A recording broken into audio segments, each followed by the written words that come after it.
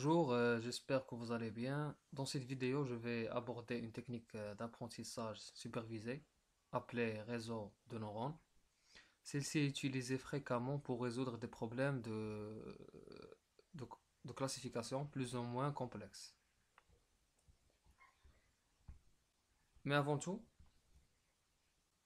pourquoi avons-nous besoin d'un autre algorithme d'apprentissage? On a déjà la régression logistique et la régression linéaire. Pour répondre à cette question, je considère l'exemple suivant. Donc, on a des données d'apprentissage contenant deux caractéristiques, x1 et x2, qui sont non linéairement séparables. Donc, ces données-là sont non linéairement séparables. Et on veut trouver un modèle de prédiction qui nous permet de classifier une nouvelle donnée. Soit ça va être dans une croix rouge, soit ça devrait être un cercle blanc. Donc, on peut trouver un modèle de régression logistique plus ou moins complexe et qui contient pas mal de termes polynomiaux. Mais finalement, on peut trouver ce modèle-là en se basant sur la régression logistique. Mais une fois le nombre de caractéristiques devient de plus en plus grand, par exemple, si on a 100 caractéristiques, donc les termes polynomiaux vont exploser, donc vont devenir de plus en plus grands. Et on peut estimer jusqu'à 5000 caractéristiques. Juste avec 100 caractéristiques, on peut avoir jusqu'à 5000 termes polynomiaux. Ce qui est très coûteux en termes de,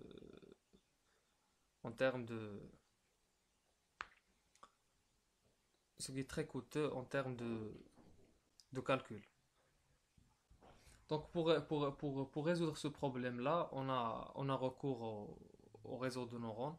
Donc ces réseaux de neurones essayent de simuler le fonctionnement du cerveau humain. Donc ils ont été très utilisés dans les années 80 jusqu'au début des années 90.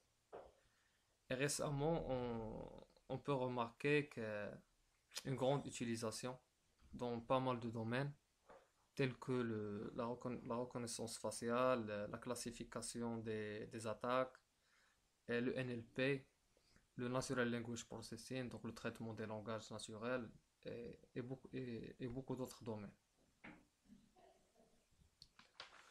Donc, comment peut-on représenter le réseau neuronal? Donc, le réseau neuronal est un modèle basé sur des couches ou des layers. Donc, chaque couche se charge d'une tâche qui est bien précise.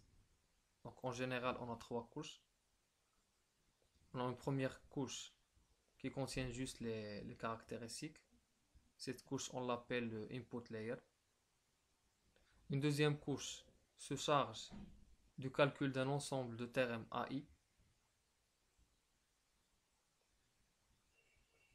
Donc pour calculer les AI, on fait appel à une fonction d'activation J et au poids θ.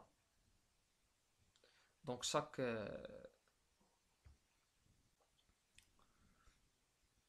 couche est appelée, donc cette couche-là est appelée, cette deuxième couche est appelée le hidden layer.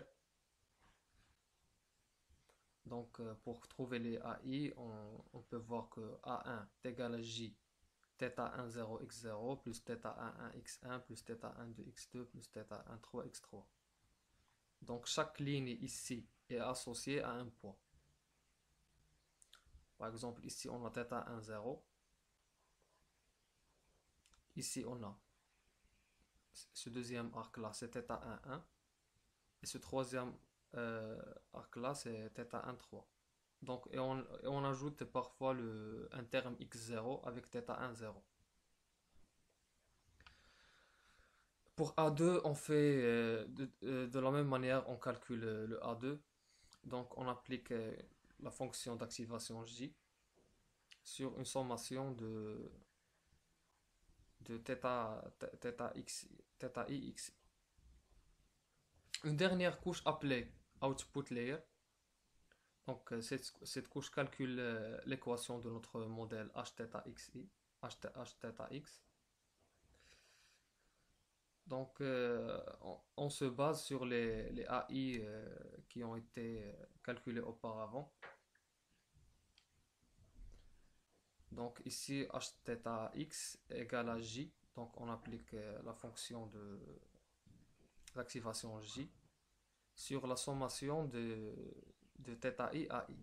Sachant que ici, ici on aura des nouveaux poids θi qui sont associés à ces arcs-là.